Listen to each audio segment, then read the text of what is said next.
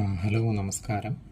നമ്മൾ ഇന്നലെ വിവാഹ ജീവിതവുമായി ബന്ധപ്പെട്ടുള്ള ചില ആലോചനകൾ പൊതുവായി ചിന്തിക്കുന്നതിന് വേണ്ടി പോസ്റ്റ് ചെയ്തിരുന്നല്ലോ. അതിൻ്റെ അനുബന്ധമായി ചില സജഷൻസ് വന്നതുകൊണ്ട് ഒന്ന് രണ്ട് ആലോചനകളിലൂടെ അതിൻ്റെ കൂടെ ചേർത്ത് പറയണം എന്ന് വിചാരിച്ചു. പലപ്പോഴും വിവാഹം ഒരു നിർബന്ധത്തിൻ്റെ മേലെ അടിച്ചേൽപ്പിക്കുന്നത് പോലെ ഒരിക്കലും ആരും ചെയ്യരുത്. എന്താണ് അങ്ങനെ പറയാൻ കാരണമെന്ന് വെച്ചാൽ, പഴയ തലമുറ മാറി എന്നുള്ള ഒരു സത്യം എല്ലാവരും, പുതിയ തലമുറയും പഴയ തലമുറയുടെ പ്രതിനിധികളും അംഗീകരിക്കേണ്ടതുണ്ട്. പണ്ടെന്ന് പറഞ്ഞാൽ പുരുഷൻ മാത്രം സമ്പാദിക്കുന്നു, സ്ത്രീകൾ വിദ്യാഭ്യാസം ചെയ്തിട്ടില്ല, അല്ലെ സ്ത്രീകൾ വരുമാനത്തിൻ്റെ സഹകാരിയായി ജോലിക്ക് പോകുന്ന ഒരു സാഹചര്യം വളരെ കുറവായിരുന്നു.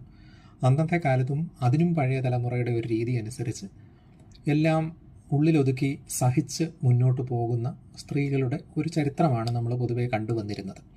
കാലം മുന്നോട്ട് പോകുമ്പോൾ ഗാർഹിക പീഡനം തുടങ്ങിയ പലവിധമായ വിഷയങ്ങൾ, സമ്മർദ്ദങ്ങളൊക്കെ വന്നപ്പോൾ ഇതിന് കുറച്ച് മാറ്റം വരുത്തുകയും പൊതുവായി എപ്രകാരം ഈക്വൽ ഗീവ് ആൻഡ് ടേക്ക് എന്നുള്ള നിലയിൽ ഒരു മ്യൂച്വൽ റെസ്പെക്റ്റ്, പരസ്പര ബഹുമാനത്തോടെ സഹകരണത്തോടെ എങ്ങനെ കുടുംബജീവിതം മുന്നോട്ട് കൊണ്ടുപോകണം എന്നുള്ള വലിയ ചർച്ചകളൊക്കെ വരികയും, എന്നാൽ അത് വിവാഹത്തിലോട്ട് എത്തുമ്പോൾ പൂർണ്ണമായും പരാജയപ്പെട്ടു പോകുന്ന ഒരുപാട് എക്സാമ്പിൾസ് ഇന്ന് ഫാമിലി കോർട്ടുകളിൽ ഉൾപ്പെടെ വിവാഹമോചന കേസുകൾ അല്ലെങ്കിൽ ഫയൽ ചെയ്തിരിക്കുന്ന സിറ്റുവേഷൻസ് ഒരുപാടാകുമ്പോൾ മുന്നോട്ടിനി ഒരു വിവാഹം വേണ്ട എന്ന നിലപാടെടുക്കുന്ന യുവതി യുവാക്കളുടെ എണ്ണവും വളരെയധികം കൂടുകയാണ്.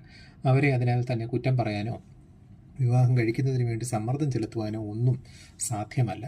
ഇതെന്തുകൊണ്ടാകുന്നു, അല്ലെങ്കിൽ എല്ലാവരും വിവാഹം കഴിക്കാതെ നിൽക്കണമെന്നോ എല്ലാവരും വിവാഹം കഴിക്കണമെന്നോ പറയാനായിട്ടുള്ള ഒരു അടിസ്ഥാനത്തിലല്ല ഈ ഒരു വിഷയം ഇവിടെ പങ്കുവയ്ക്കുന്നത്. വിവാഹം എന്നിട്ടും വേണം എന്ന് തീരുമാനിക്കുന്ന കുടുംബങ്ങളോ മക്കളെക്കുറിച്ചോ അല്ലെങ്കിൽ മക്കളായി വിവാഹത്തിന് വേണ്ടി തയ്യാറായിരിക്കുന്ന വ്യക്തികളോ എന്തൊക്കെ കുറച്ചുകൂടെ കാര്യങ്ങൾ ശ്രദ്ധിച്ചാൽ ഒരു പക്ഷേ ഒരു പൊട്ടിത്തെറി അവോയ്ഡ് ചെയ്യുവാനായിട്ട് കഴിയും എന്നുള്ളതിനെക്കുറിച്ചുള്ള ആലോചനയുടെ ഭാഗമായിട്ടാണ്. ഒട്ടനവധി മെസ്സേജുകൾ ഇത്തരത്തിലുള്ള വിഷയങ്ങളുമായി ബന്ധപ്പെട്ടുണ്ട് എങ്കിൽ പോലും ഒരു വിഷയമെന്നുള്ള നിലയിൽ ഒരാളുടെ അഭിപ്രായം കൂടി അഡീഷണലായി ചേർക്കുന്നു എന്ന് മാത്രം. ഏത് മേഖലയിലായാലും, ഇപ്പോൾ സിനിമാ മേഖലയിലായാലും ആത്മീക മേഖലയിലായാലും സംഗീതത്തിൻ്റെ മേഖലയിലായാലും കലാരംഗത്തുള്ളവരൊക്കെ കലാരംഗത്ത് തന്നെയുള്ള ഒരാളിനെ വിവാഹം കഴിച്ചാൽ എല്ലാം ശരിയാകുമെന്ന് ചിന്തിക്കുന്നുണ്ട്.